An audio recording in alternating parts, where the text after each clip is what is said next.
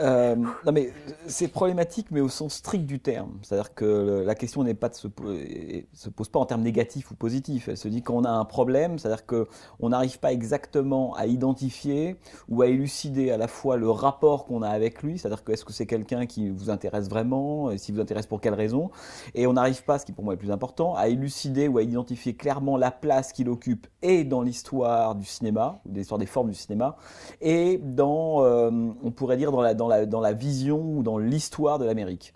Moi, je pense que les grands cinéastes, pour moi, c'est des gens qui me racontent un peu d'eux-mêmes, beaucoup du cinéma et énormément du monde dans lequel ils sont. Voilà.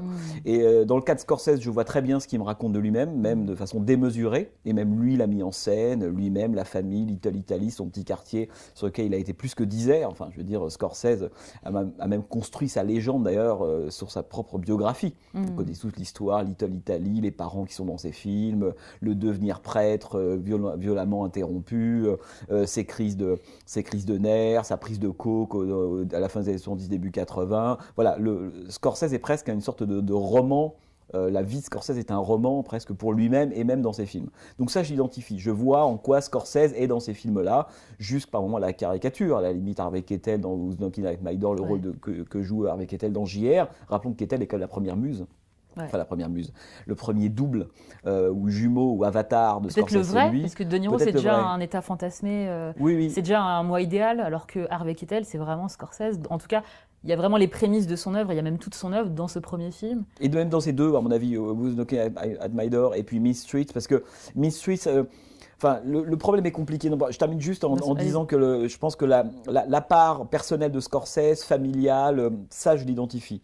La place de Scorsese dans l'histoire du cinéma américain, je l'identifie aussi, mais elle devient problématique à mon avis, me semble-t-il en tout cas, dans la mesure où vous avez dit Scorsese est le dernier survivant du Nouvel Hollywood. Il l'est vu de loin. Parce qu'il apparaît à la fin des années 60 et que son âge d'or, son premier âge d'or, parce que pour appartenir au Nouvel Hollywood, il faut avoir eu un âge d'or pendant cette période-là.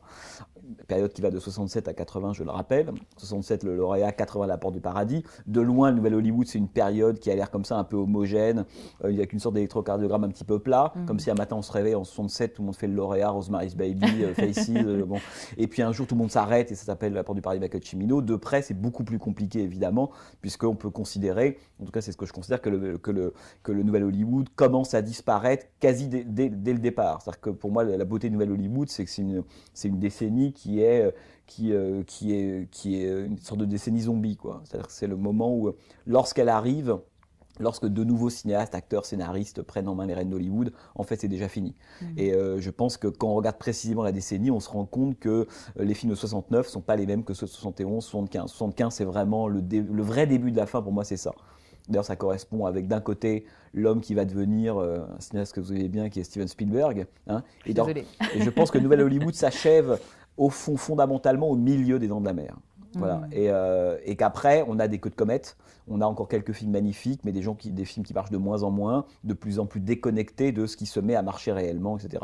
Alors, dans le cas Scorsese, ce qui est compliqué, c'est que si on le prend comme ça, oui, c'est du Nouvel Hollywood. Il appartient à cette bande, Coppola, De Palma, il a eu lui aussi ses maîtres. John Cassavetes, il faut le rappeler, est l'un des, en tout cas, sans doute l'aiguilleur central de Scorsese, hein, puisque c'est lui qui, après que Scorsese ait réalisé Boxcar Bertha, ce film de commande pour Roger Corman, fausse suite de Bloody Mama, film que j'aime bien d'ailleurs. Le film de Roger Corman. Les films de Roger Corman et le film de Scorsese, qui est une sorte de relecture ou d'avatar, aussi bien, on pourrait dire, des Raisins de la colère que de Bloody Mama et de Bonnie and Clyde, qui est sorti peu de temps auparavant. I always did have to bust my ass to get work.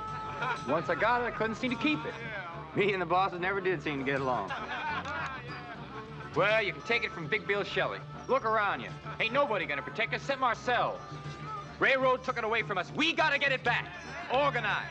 Unionize. You don't expect strikebreakers like McIvers and their cop friends over there to look out for you, do you? Well, hey, listen, there's been a lot of pushing around here. I say it's time we started pushing back. Well, let's hear it. We're gonna bust this railroad, right? We're gonna get them, right? We're gonna live like men. Or we ain't gonna live at all. We're gonna take that Rita Railroad and we're gonna smash it. We're gonna show them we ain't just playing. Okay, and to start with, we're gonna take that bastard McIver and his friends right over there, and we're gonna grind them into gravel. Let's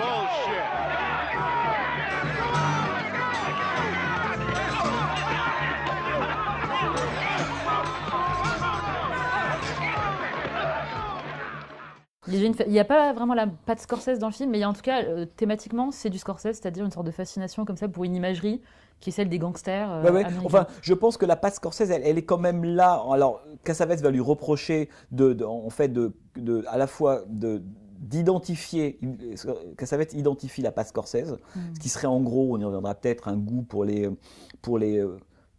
pas pour les minorités, mais pour les outsiders, ceux qui ne viennent pas du milieu dans lequel va se dérouler le film et le monde dans lequel ils vont être, auquel ils désirent appartenir. Henry, au début des Affranchis, de sa vitre, qui regarde ce petit monde mafieux et dit d'aussi loin que je me souvienne, j'ai toujours rêvé être un gangster. C'est une phrase de Scorsese. Voilà, ça c'est la position scorsesienne de départ. On est derrière une vitre et on regarde. Je regarde ce monde que je désire. Ouais. Alors évidemment, biographiquement, tout le monde comprend très bien que Scorsese, Little Italy, lui désirait pas tant d'ailleurs ce petit monde mafieux qu'il a côtoyé et dont il fera la matière dans Main Street, il désirait plutôt les 4 blocs plus tard qui étaient Greenwich Village, quoi.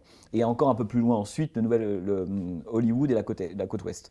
C'est ça qui est intéressant, c'est que je pense que Scorsese, il a désiré deux choses. D'abord, on pourrait dire une part un peu plus intello, très autorisée dans les années 70, qui serait aller à Greenwich Village, mettre un col roulé, avoir un look de hipster déjà, et puis voilà, et puis adorer Isadora Duncan, et puis lire, et puis voilà, lire Albert Marcus par exemple. Mais il incarne ça de toute façon. Il incarne ça, mais en même temps, il y a chez lui un côté quand même prolétaire, il vient d'une famille pauvre, en tout cas modeste, il aime des choses, il aime aussi le cinéma pour son côté un peu comme le jazz, le côté mais quasiment à la fois profane et puis iconoclaste, bordélique, qui vient de la rue, c'est-à-dire que le côté autodidacte du cinéma. C'est le rock'n'roll Scorsese, c'est vraiment ça. C'est d'ailleurs le fait qu'il s'est intéressé d'ailleurs le fait qu'il soit intéressé à des groupes de rock de cette période-là, des Stones à Bob Dylan, aux bandes, etc., montre bien que, indépendamment du fait qu'il aime la musique, bon, d'accord, mais c'est surtout à mon avis qu'il a dû trouver une sorte d'équivalent, à mon avis, dans les personnages de Keith Richards, de Mick Jagger, Bob Dylan,